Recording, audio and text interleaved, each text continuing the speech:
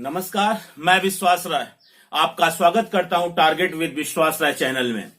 आज हम RRB, NTPC, लेखपाल और अन्य एग्जामिनेशनों के लिए जो कि विज्ञान का एक बहुत ही महत्वपूर्ण भाग आपका सामान्य विज्ञान का भौतिक विज्ञान है और भौतिक विज्ञान के पहले चैप्टर से यानी मात्रक से हम शुरू करने वाले हैं। हाँ, जो हमारा दूसरा वीडियो बनेगा उसमें हम एसआई मात्रक, सीजीएस मात्रक और बीमीय सूत्र पर चर्चा करेंगे। आज हम उनके मात्रकों के साथ, महत्वपूर्ण मात्रक और उनके अन्य मात्रकों के साथ हम संबंध स्थापित करेंगे कि एक यार्ड में कितना होता है, एक पार्सेक इकाई किसकी होती है, एक प्रकाश वर्ष में कितना मीटर या कितना सेंटीमीटर होता है। इस तरह जो बहुत ही महत्वपूर्ण टॉपिक है और हम देखें तो आज ही के वीडियो से कम अगर आप पेपर एनालिसिस करें तो 2 से 3 क्वेश्चन लगातार आपको एग्जामिनेशन हॉल में मिलते हैं। तो आज हम सामान्य विज्ञान के भौतिक विज्ञान से हम स्टार्ट करने वाले हैं। ये एकदम नया वीडियो है, यानी यूं कहें कि एकदम पहला वीडियो बन रहा है भौतिक विज्ञान पे और हम चाहते हैं कि आप इस वीडियो को स्किप ना करें, पूरा वीडियो देखें और यकीन मानिएगा कि क्वेश्चन पेपर में आपको क्वेश्चन मिलेंगे। आज हम भौतिक विज्ञान के मात्रक और अन्य मात्रकों के साथ संबंध स्थापित करेंगे और सबसे पहले हम लंबाई के मात्रक पर चर्चा करेंगे कि लंबाई के मात्रक में कौन कौन से मात्रक आते हैं और ये किसका संबंध क्या होता है। अगर हम देखें 1 AU को हम एस्ट्रोनॉमिकल यूनिट कहते हैं बच्चों, याद रखिएगा ये एस्ट्रोनॉमिकल यूनिट है।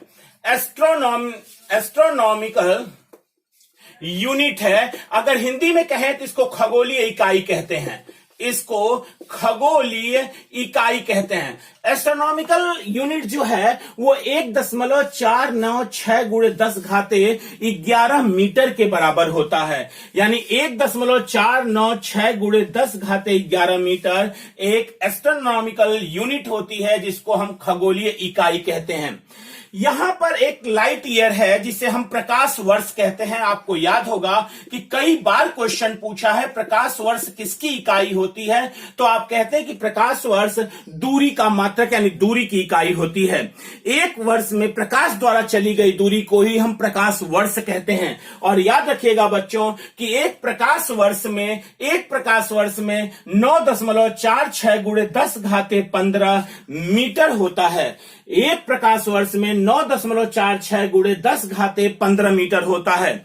और एक चीज और याद रखिएगा बच्चों, फिर से मैं एक बार कहूंगा आपसे कि प्रकाश वर्ष दूरी का मात्रक है। प्रकाश वर्ष जो है ये दूरी का मात्रक है। कई बार यहीं से क्वेश्चन पूछा कि प्रकाश वर्ष किसका मात्रक है, तो याद रखिएगा बच्चों प्रकाश वर्ष जो है वो दूरी का मात्रक होता है और एक वर्ष में प्रकाश द्वारा चली गई दूरी को ही हम प्रकाश वर्ष कहते हैं। और एक प्रकाश वर्ष 9.46 × 10⁻15 मीटर के बराबर होता है, मीटर के बराबर होता है। पार्सेक, ये बात याद रखिएगा बच्चों, पार्सेक जो होता है उसे हम पैरालेस्टिक सेकेंड कहते हैं। पैरालेस्टिक सेकेंड कहते हैं, यानी एक बात ध्यान दीजिएगा, पार्सेक को हम पैरालेस्टिक सेकेंड कहते हैं और ये जो पार्सेक है वो दूरी का सबसे बड़ा मात्रक है। दूरी का सबसे बड़ा मात्रक, एकदम याद रखिएगा, सबसे बड़ा मात्रक, दूरी का सबसे बड़ा मात्रक है वो पार्सेक है। क्वेश्चन आपसे पूछेगा पार्सेक का फुल फॉर्म क्या होता है, पैरालेस्टिक सेकेंड होता है पार्सेक का फुल फॉर्म। प्रकाश वर्ष किसका मात्रक है, दूरी का मात्रक है। दूरी का सबसे बड़ा मात्रक कौन सा है, आपका आंसर होगा कि जो पार्सेक है वह दूरी का सबसे बड़ा मात्रक होता है। और एक पार्सेक में 3.084 × 10⁻16 मीटर के एक पार्सेक बराबर होता है। और यदि पार्सेक और प्रकाश वर्ष में संबंध हम देखें तो एक पार्सेक 3.26 प्रकाश वर्ष के बराबर होता है। यदि हम पार्सेक और प्रकाश वर्ष में रिलेशन देखें कि what is relation between 1 parallactic second and light year, तो आप कहेंगे कि एक पार्सेक जो होता है वो 3.084 × 10⁻16 मीटर के बराबर होता है। और एक पार्सेक और प्रकाश वर्ष में जो संबंध होता है तो एक पार्सेक 3.26 प्रकाश वर्ष के बराबर होता है। 3.26 प्रकाश वर्ष के बराबर होता है। फिर से मैं एक बार दोहराना चाहूंगा कि पार्सेक दूरी का सबसे बड़ा मात्रक है। याद रखिएगा बच्चों, लाइट ईयर यानी प्रकाश वर्ष और पार्सेक दोनों दूरी के मात्रक हैं। पारसेक दूरी का सबसे बड़ा मात्रक है और एक पारसेक में 3.26 प्रकाश वर्ष होता है। एक माइक्रोमीटर 10⁻⁻6 मीटर के बराबर होता है। एक माइक्रोमीटर 10⁻⁻6 मीटर के बराबर होता है और माइक्रो का जो सिग्नल होता है, साइन होता है बच्चों, ये होता है। तो एक माइक्रोन बराबर होता है 10⁻⁻6 मीटर। एक नैनोमीटर 10⁻⁻9 मीटर के बराबर होता है। और बच्चों याद रखिएगा, ये क्वेश्चन यूपीपीसीएस 2005 में पूछा गया था।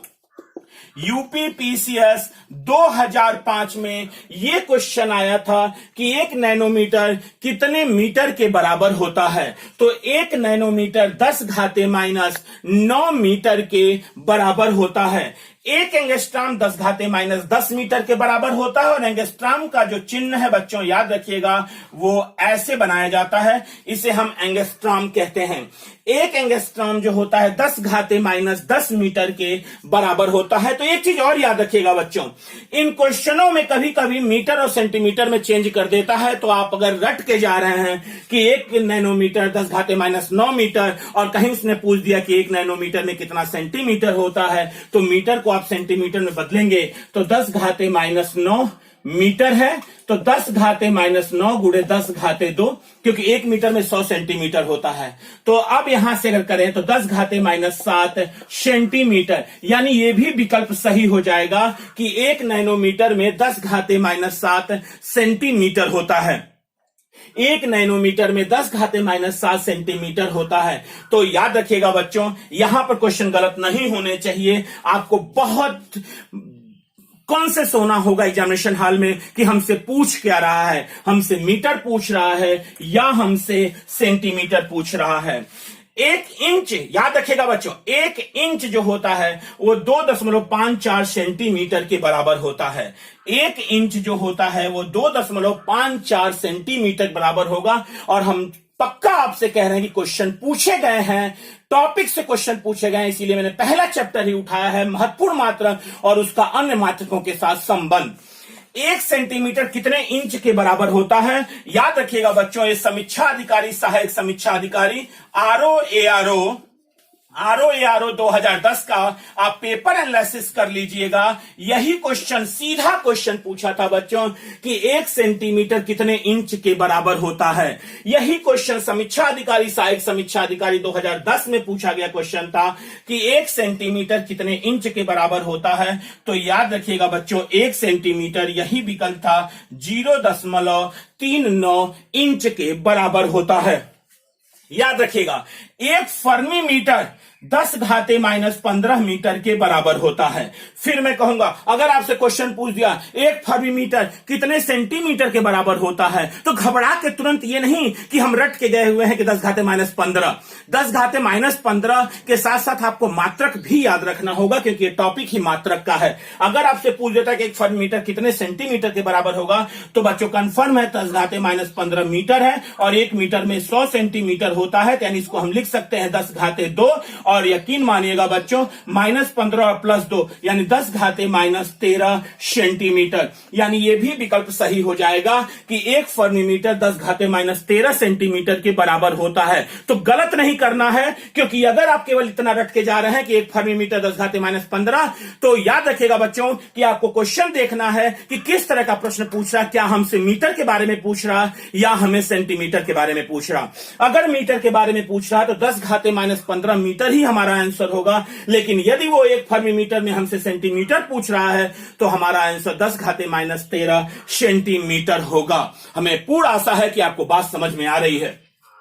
एक यार्ड यानी गज कहते हैं उसे, तो एक गज में 3 फीट होता है। याद रखिएगा बच्चों, एक गज में 3 फीट होता है और 3 फीट का मतलब 0.9144 मीटर, 0.9144 मीटर। और एक फीट में 3 फीट होते हैं एक गज में 3 फीट, एक फीट में 12 इंच और 1 इंच में 2.54 सेंटीमीटर। यानी आप इसका पूरा कैलकुलेशन कर सकते हैं। तो 1 फीट में 12 इंच होता है और 1 इंच में आपने देखा था कि 2.54 सेंटीमीटर, तो 12 इंच में 30.48, यानी गुणा हम कर देंगे 12 का 2.54 में, तो 30.48 सेंटीमीटर। हमसे मीटर पूछ रहा है तो 100 का भाग दे देंगे, तो यानी 0.3 मीटर होता है, 0.3 मीटर। तो कुछ भी क्वेश्चन पूछ सकता है कि 1 फीट में कितना इंच होता है, या 1 फीट में कितना सेंटीमीटर होता है, या 1 फीट में कितना मीटर होता है। 1 मील जो होता है बच्चों 1600 मीटर के बराबर होता है, यानी आप इसको कह सकते हैं 1.6 किलोमीटर के बराबर होता है, जो भौमिक मील होती है। जो भौमिक मील होती है वो 1.6 किलोमीटर के बराबर होती है, और एक जो नॉटिकल मील होती है, जो समुद्री मील होती है, वो 1800 मीटर के बराबर होती है, यानी कह सकते हैं कि 1.8 किलोमीटर, यानी नॉटिकल मील भौमिक मील से बड़ी होती है। तो आपसे क्वेश्चन पूछ सकता है, और पूछा गया क्वेश्चन है यूपीएसआई में 2011 कि 1 मील में कितना किलोमीटर होता है, तो आंसर था 1 मील में 1.6 किलोमीटर होता है, और एक नॉटिकल मील में 1800 मीटर होता है, और ये नॉटिकल मील यानी 1.8 किलोमीटर, यानी एक भौमिक मील, नॉटिकल मील एक भौमिक मील से बड़ी होती है। एक नॉटिकल मील जो होती है। अब हम बात करने वाले हैं क्षेत्रफल के मात्रक पे, कि क्षेत्रफल के मात्रक पे हम बात करेंगे। अभी तक हमने लंबाई के मात्रक पर और उसके अन्य मात्रकों के साथ संबंध स्थापित किया। अब हम क्षेत्रफल के मात्रक और उसके अन्य मात्रकों के साथ संबंध स्थापित करेंगे। याद रखिएगा बच्चों, बहुत ही महत्वपूर्ण क्वेश्चन है। एक एयर जो होता है वह 100 वर्ग मीटर के बराबर होता है। एक एयर को एकड़ मत मानिएगा। एक एयर जो होता है वो 100 वर्ग मीटर जो होता है वो एक एयर के बराबर होता है, और 1 हेक्टेयर में 100 एयर के बराबर होता है। हम क्षेत्रफल के मात्रक को अन्य मात्रकों के साथ संबंध स्थापित कर रहे हैं। 1 हेक्टेयर 100 एयर के बराबर होता है। 1 हेक्टेयर 2.471 एकड़ के बराबर होता है, और 1 हेक्टेयर ही 10,000 वर्ग मीटर के बराबर होता है। यानी 1 हेक्टेयर और एयर में क्या संबंध है, हेक्टेयर और एकड़ में क्या संबंध है, और हेक्टेयर और वर्ग मीटर में क्या संबंध है, या एयर और एकड़ में क्या संबंध है। 100 एयर में 10,000 वर्ग मीटर, तो 1 एयर में तो आप कह सकते हैं कि 100 वर्ग मीटर। 100 वर्ग मीटर, यानी यहां से क्वेश्चन आप गलत नहीं होने देंगे। 1 वर्ग मील जो होती है वो 640 एकड़ के बराबर होती है। 1 वर्ग मील 640 एकड़ के बराबर होती है, और 1 एकड़ 4840 वर्ग गज के बराबर होता है, जो कि 4047 वर्ग मीटर होता है। क्वेश्चन यहां से पूछा था, लेखपाल में क्वेश्चन पूछा बच्चों, यहां से लेखपाल में क्वेश्चन पूछा हुआ है कि 1 वर्ग गज में कितना वर्ग मीटर होता है। तो 1 वर्ग गज में 9 वर्ग फीट होता है, और 1 वर्ग गज में 0.83 वर्ग मीटर होता है। यही आंसर था।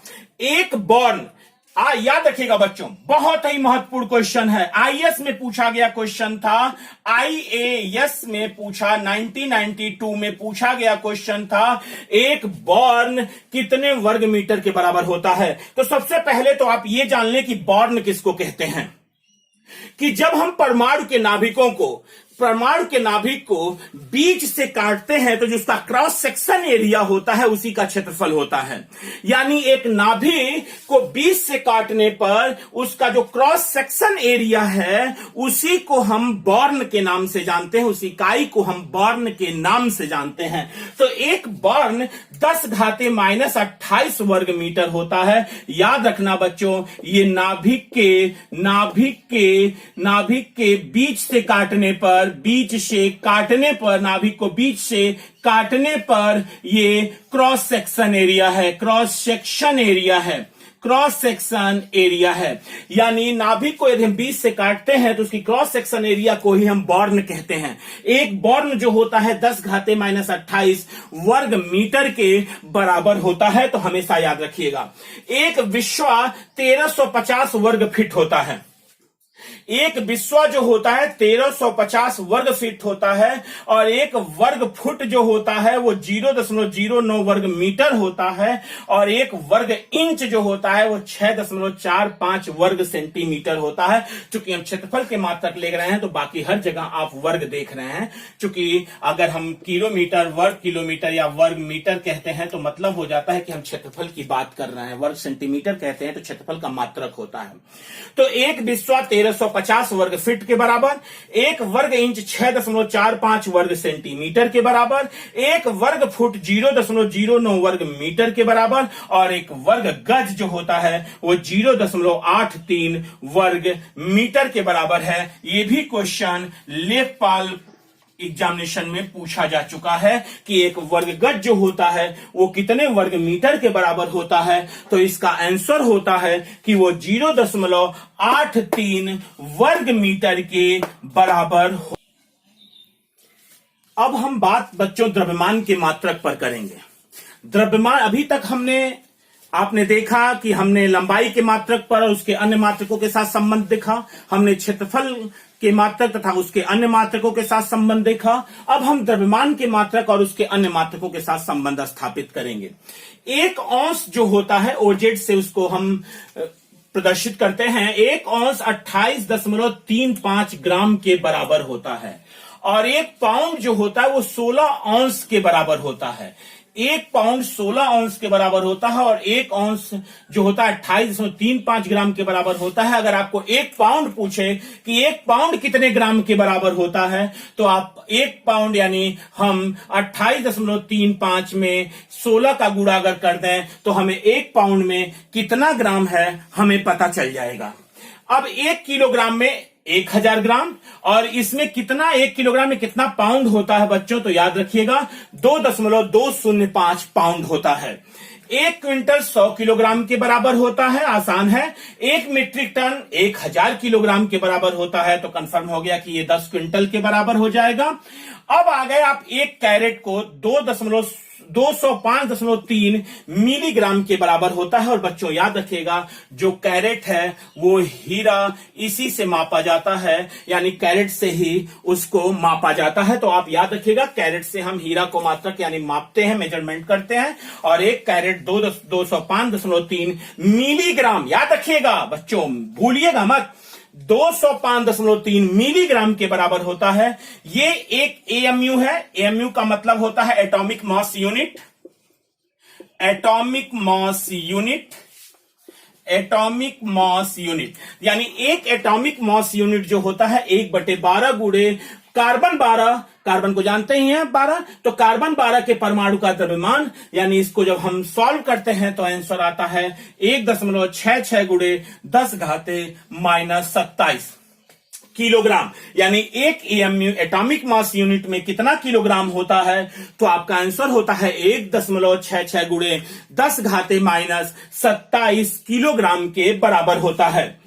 यहां पे आते हैं 1 CSL यानी चंद्रशेखर लिमिट इसको कहते हैं, चंद्रशेखर सीमा कहते हैं। बच्चों याद रखिएगा इसको हम चंद्रशेखर सीमा कहते हैं।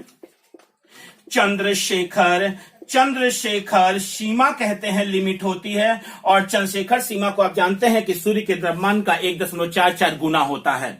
सूर्य के द्रव्यमान का 1.44 गुना होता है। अगर इससे कम होता है तो व्हाइट ड्वार्फ होता है, यानी सफेद बौने जो तारे होते हैं वो निकलते हैं। और यदि इसका मान सूर्य के द्रव्यमान का 1.44 गुना से अधिक हो जाता है तो सुपरनोवा जैसी घटना होती है। इसमें ब्लैक होल जिसे आप कहते हैं कि ब्लैक होल जैसी घटना होती है। तो याद रखिएगा बच्चों कि एक चंद्रशेखर सीमा जो होती है वो 1.44 गुणे सूर्य का द्रव्यमान। और यकीन मानिएगा बच्चों, याद रखिएगा कि ये यूपी पीसीएस 2008 में क्वेश्चन पूछा था कि सूर्य के द्रव्यमान का कितना गुना चंद्रशेखर लिमिट होती है। तो सूर्य के द्रव्यमान का उसका आंसर था 1.44 गुना क्या होती है, एक चंद्रशेखर सीमा होती है। चंद्रशेखर, फिर मैं आपसे कह रहा हूं, यदि इससे इसका मान कम हो जाता है तो सफेद बौने जैसी घटना होती है। और यदि इससे इसका मान अधिक हो जाता है तो सुपरनोवा जैसी घटना होती है, जिससे ब्लैक होल का एक कंसेप्ट आता है, जिसे चंद्रशेखर लिमिट कहते हैं।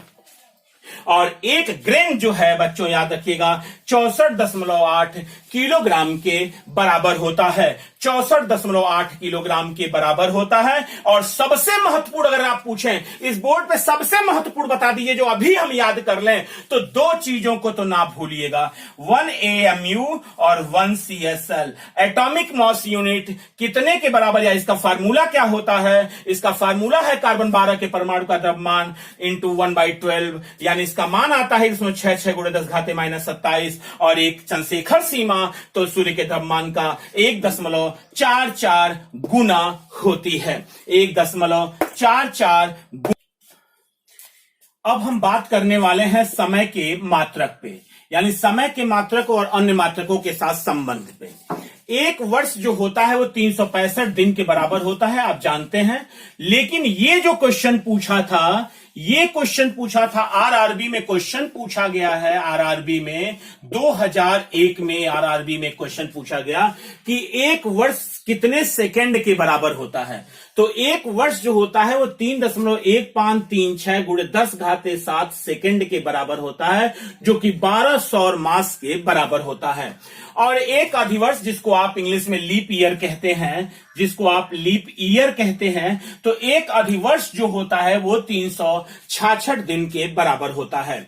बच्चों याद रखिएगा एक चंद्रमास जो होता है वो 27.3 दिन के बराबर होता है। और जो भारत सरकार ने, याद रखिएगा, जो भारत सरकार का जो कैलेंडर है जो 22 मार्च 1957 को अपनाया गया, जो कि शक संवत पर आधारित है, ग्रेगोरियन कैलेंडर है, वो चंद्रमास पे चलता है। इसीलिए आप देखते होंगे कि अभी आप वर्तमान में देखें तो इस पितृपक्ष के बाद 1 महीने का मलमास लग रहा है। ये मलमास कहां जोड़ा जाएगा? क्योंकि हम चंद्रमास लेते हैं, भारत में चंद्रमास की गणना होती है, तो आप देख रहे हैं कि एक चंद्रमास में 27.3 दिन ही केवल होते हैं, यानी जो बचे दिन हैं वो धीरे धीरे जुड़कर एक माह बना लेते हैं। इसीलिए हम चंद्रमास, और याद रखिएगा जो भारत सरकार द्वारा जारी कैलेंडर है वो 22 मार्च 1957 को अपनाया गया। 22 मार्च 1957 को अपनाया गया और वो शक संवत पर आधारित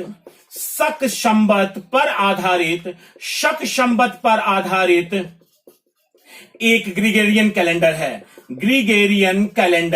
शक संवत पर आधारित एक ग्रेगोरियन कैलेंडर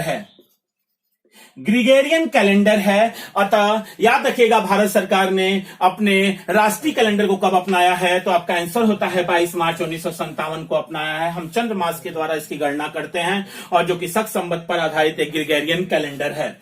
और एक सूर्य मास जो है वो 30 या 31 दिन के बराबर होता है। 1 मिली सेंटीमीटर जो होता है वो 10⁻³ सेंटीमीटर। याद रखिएगा बच्चों एक क्वेश्चन यूपीपीसीएस और आईएएस ये दोनों में पूछा गया क्वेश्चन है। और 1 नैनो सेकेंड 10⁻9 सेकेंड के बराबर होता है। ये क्वेश्चन उत्तराखंड पीसीएस में पूछा गया क्वेश्चन है।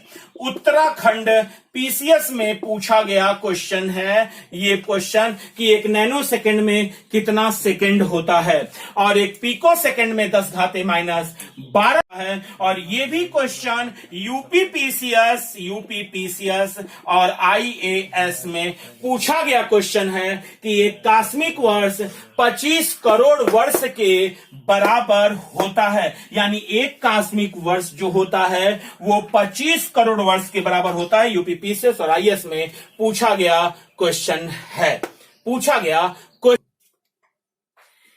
अब हम दाब के मात्रक पर चर्चा करेंगे और उसके अन्य मात्रकों के साथ संबंध देखेंगे। एक बार जो होता है दाब का मात्रक होता है। एक बार का मतलब होता है 1 इकाई वायुमंडलीय दाब, 1 यूनिट वायुमंडलीय दाब, एटमॉस्फेरिक जो प्रेशर होता है 1 यूनिट, वो 1 बार कहलाता है। और 1 बार 10⁵ न्यूटन प्रति मीटर स्क्वायर के बराबर होता है। और आप कह सकते हैं 1 बार जो होता है वो 10 पास्कल के भी बराबर होता है। और पास्कल क्वेश्चन पूछ सकता है किसका मात्रक है, तो आप क्वेश्चन कह सकते हैं पास्कल दाब का मात्रक है। पास्कल दाब का मात्रक है, कई बार पूछा गया क्वेश्चन है। तो 1 बार 10⁵ न्यूटन प्रति मीटर स्क्वायर होता है और वो 10 पास्कल के बराबर होता है। अगर आपसे पूछता है कि निम्नलिखित में से बार कहते हैं 4 विकल्प, तो आप कह सकते हैं कि 1 यूनिट एटमॉस्फेरिक प्रेशर जो होता है वो 1 बार कहलाता है, 1 इकाई वायुमंडलीय दाब। 1 मिली बार जो होता है 10⁻² पास्कल के बराबर होता है, और जो 1 बार दाब होता है 10⁻6 डाइन प्रति सेंटीमीटर स्क्वायर के बराबर होता है। याद रखिएगा बच्चों, यहां पे एक शब्द आया है डाइन। तो डाइन याद रखिएगा कि जो डाइन है वो बल का मात्रक है। डाइन जो होता है वो बल का मात्रक होता है, तो कंफ्यूज ना होइएगा। यहां पे डाइन आया, और एक बात याद रखिएगा कि 1 न्यूटन भी बल का मात्रक है, वो 10⁻5 डाइन के बराबर होता है। 1 न्यूटन 10⁻5 डाइन के बराबर होता है, यानी 1 बार दाब जो होता है वो 10⁻6 डाइन प्रति सेंटीमीटर स्क्वायर के बराबर होता है। और 1 पास्कल जो है वो 10⁻4 न्यूटन प्रति मीटर स्क्वायर के बराबर होता है। यही प्रश्न पूछा है बच्चों और 2003 आईएएस में कि 1 पास्कल कितने के बराबर होता है। 4 विकल्प। तो 1 पास्कल 10⁻4 न्यूटन प्रति मीटर स्क्वायर के बराबर होता है। अब हम धारिता और आयतन के मात्रक पर आते हैं, जो इनके अन्य मात्रकों के साथ संबंध स्थापित करेंगे। और बच्चों यहां से बहुत ही महत्वपूर्ण क्वेश्चन है, अगर पेपर आप एनालिसिस करें तो लगातार प्रश्न आपको मिलते हैं यहां से। 1 लीटर जो होता है 10⁻3 घन सेंटीमीटर के, यानी कह सकते हैं 0.2642 गैलन के बराबर होता है। और 1 गैलन जो होता है वो 3.785 लीटर के बराबर होता है, यानी कह सकते हैं कि 3.7 लीटर के बराबर होता है। और 1 बैरल आप देख रहे हैं 3 बार आया हुआ है, तो 1 बैरल जो होता है 42 यूएस गैलन है। यूएस का मतलब यूनाइटेड स्टेट ऑफ अमेरिका। और 1 बैरल जो है 34.9723 यूके गैलन है, यानी यूनाइटेड किंगडम, यानी ग्रेट ब्रिटेन। यानी इन दोनों में फर्क नजर आ रहा है आपको कि देश के आधार पर इनका एक मात्रक होता है। अगर यूएस में जाएंगे तो 1 बैरल में 42 गैलन मिलेगा, और यदि यूके में जाएंगे तो 1 बैरल में लगभग 35 गैलन आपको मिलेगा। और 1 घन फुट जो होता है वो 0.028 घन मीटर के बराबर होता है। और इस बोर्ड का, इस टॉपिक का सबसे महत्वपूर्ण क्वेश्चन जो धारिता और आयतन के मात्रक से है, जो कितनी बार पूछा गया है, किन किन एग्जामिनेशनों में पूछा गया है, आप उसका अंदाजा तक नहीं लगा सकते। कि आज ही याद कर लीजिए, अभी याद कर लीजिए, अभी रट लीजिए इस चीज को कि 1 बैरल जो होता है वो 159 लीटर के बराबर होता है। ताप के मात्रक पर अब हम चर्चा करेंगे और उसके अन्य मात्रकों के साथ संबंध स्थापित करेंगे। तो एक बात याद रखिएगा, बहुत ही महत्वपूर्ण important topic, most important topic आप कह सकते हैं ताप का मात्रक। और इसे रटने की अपेक्षा मैं आपको एक फार्मूला देना चाहूंगा, ट्रिक, जो कि सारे क्वेश्चन वहीं से निकल के चले आएंगे और पूछे गए क्वेश्चन होंगे। यदि संबंध स्थापित करना चाहते हैं तो C/5 बराबर K माइनस 273/5 बराबर F माइनस 32/9। यदि ये फार्मूला आपको याद है तो C को हम डिग्री सेंटीग्रेड, K को केल्विन और F को फ़ारेनहाइट कहते हैं। और बहुत ही आराम से आप इस क्वेश्चन को सॉल्व कर सकते हैं। आते हैं टॉपिक पे, और आप देखेंगे कि यहां से क्वेश्चन यूपी टेट में भी पूछा था, लेखपाल, एनटीपीसी, आरआरबी और बाकी एग्जामिनेशनों के लिए बहुत ही महत्वपूर्ण है।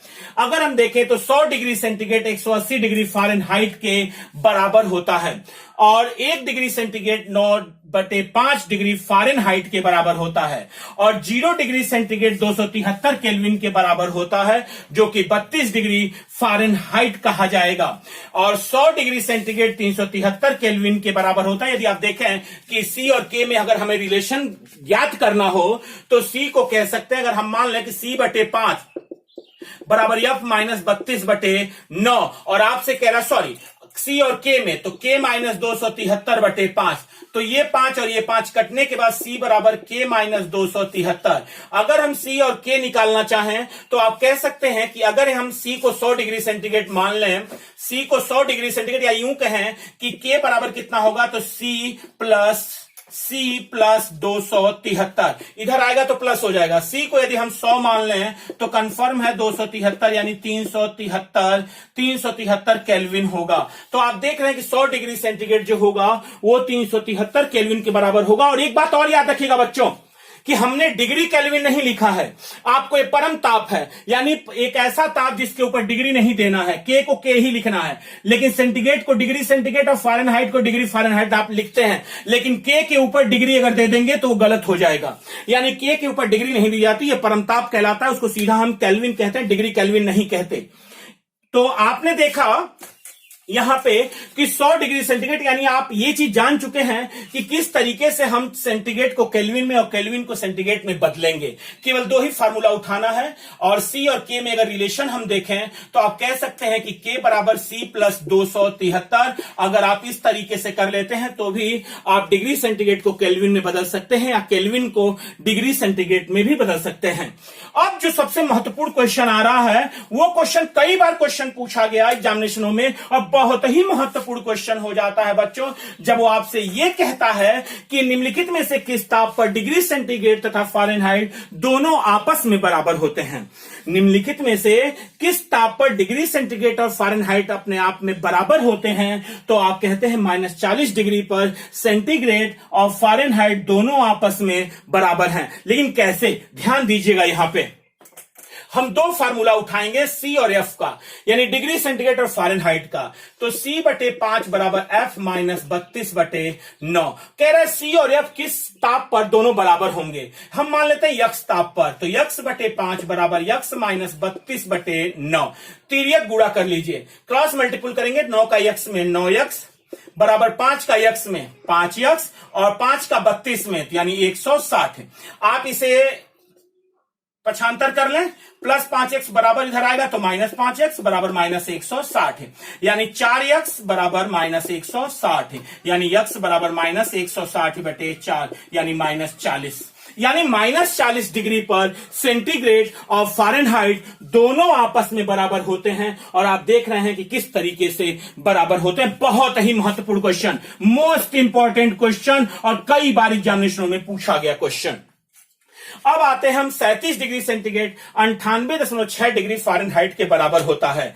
37 डिग्री सेंटीग्रेड जो होता है 98.6 डिग्री फ़ारेनहाइट के बराबर होता है। यह क्वेश्चन यूपी टेट में पूछा गया क्वेश्चन था, वो भी मैथ में क्वेश्चन पूछा था कि यदि शरीर के तापमान 37 डिग्री सेंटीग्रेड हो तो फ़ारेनहाइट में उसका तापमान बताइए। और बच्चों याद रखिएगा कि 98.4, अगर याद आपको आ रहा हो तो 98.4 डिग्री फ़ारेनहाइट भी एक विकल्प था, लेकिन हमारा विकल्प क्या था, 98.6 डिग्री फ़ारेनहाइट। यही हमारा सही आंसर था और ये गलत आंसर था। यानी मनुष्य के शरीर का तापमान 98.4 डिग्री फ़ारेनहाइट होता है। हाँ, होता है, सही आंसर है। लेकिन उसने तो क्वेश्चन ये पूछा कि यदि तापमान 37 डिग्री सेंटीग्रेड हो तो इसका मनुष्य के शरीर का तापमान कितना होगा। तो हमें कुछ नहीं करना था, सी और एफ में केवल रिलेशन बैठाना था और सी की जगह पे हमें 37 डिग्री लिख देना था, यानी C/5। ध्यान दीजिएगा, F - 32/9, तो C का मान 37 रख देना था। तो 37/5 बराबर F - 32/9।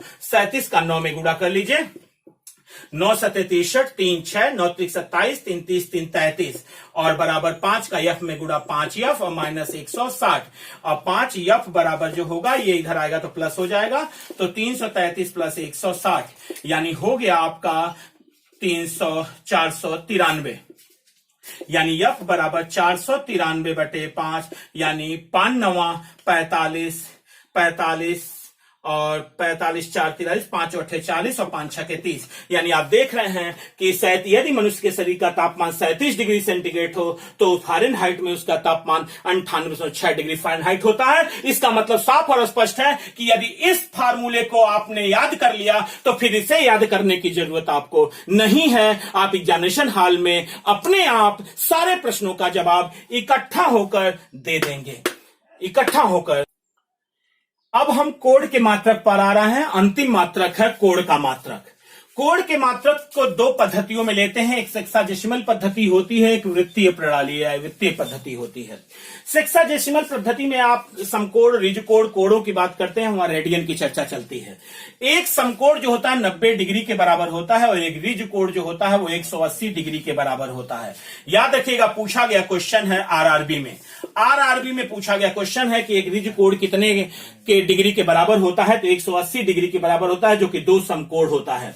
एक संपूर्ण कोण 360 डिग्री के बराबर होता है, जो कि 4 समकोण होता है, और 1 डिग्री में 60 मिनट होता है, इसको मिनट कहते हैं। अगर 1 कामा ऊपर है तो मिनट कहते हैं, और 2 कामा है तो उसको हम सेकंड कहते हैं। तो 1 डिग्री 60 मिनट के बराबर होती है और 1 मिनट जो होता है वो 60 सेकंड के बराबर होता है। अगर हम वृत्तीय प्रणाली में आए तो एक रेडियन जो होता है वो 57.27 डिग्री के बराबर होता है। याद रखिए, एक रेडियन जो होता है वो 57 डिग्री के बराबर होता है, और जो पाई का मान होता है वो 180 डिग्री होता है। आप हमसे पूछेंगे पाई क्या होता है, तो याद रखिएगा बच्चों, वृत्त की परिधि और वृत्त के व्यास का अनुपात, वृत्त की परिधि और वृत्त के व्यास के अनुपात, वृत्त के व्यास के अनुपात को हम पाई से नापते हैं। वृत्त के व्यास के अनुपात को हम पाई से नापते हैं, और पाई जो होता है 180 डिग्री के बराबर होता है। इस प्रकार से महत्वपूर्ण मात्रक और अनमात्रकों के साथ संबंध आपका एक टॉपिक समाप्त हुआ, और हम आशा करेंगे कि इसका एक नोट्स आप जरूर बनाएंगे। लगातार वीडियो को देखते रहेंगे। जब जब कहीं आपको कोई दिक्कत महसूस हो तो इस वीडियो को आप जरूर देखें, और आपने देखा कि इसके हर टॉपिक से प्रश्न पूछा गया है, इसे हल्के में ना लीजिएगा, और यकीन मानिएगा बच्चों कि इस प्लेटफॉर्म पर, टारगेट विद विश्वास राय चैनल पर जो भी चीजें आपको दी जा रही हैं वो बेहतर से बेहतर आपके पास मैटर पहुंचाया जा रहा है। अतः यकीन है कि आप इस वीडियो को पूरा देखे होंगे, इस चैनल को सब्सक्राइब किए होंगे, और लाइक और शेयर करना इसे ना भूलें। और पुनः मैं आपसे कहूंगा कि सामान्य विज्ञान में, जो कि ग्रुप डी, आरआरबी, एनटीपीसी, लेखपाल, TT, CTT, super TET, RO, ARO, PCS, IAS के एक अगर आप पेपर एनालिसिस करें तो सामान्य विज्ञान के क्वेश्चन 100% पूछे जाते हैं, और इस टॉपिक से तो अनिवार्यतः क्वेश्चन आते हैं। 1 या 2 क्वेश्चन, 3 क्वेश्चन, यहां तक कि 4 क्वेश्चन भी आपके एग्जामिनेशन हॉल में आपको फेस करने के लिए मिल जाएंगे इस टॉपिक से। तो आज के लिए केवल इतना ही। पुनः हम मिलेंगे आपसे अगले वीडियो में। तब तक के लिए धन्यवाद। जय हिंद।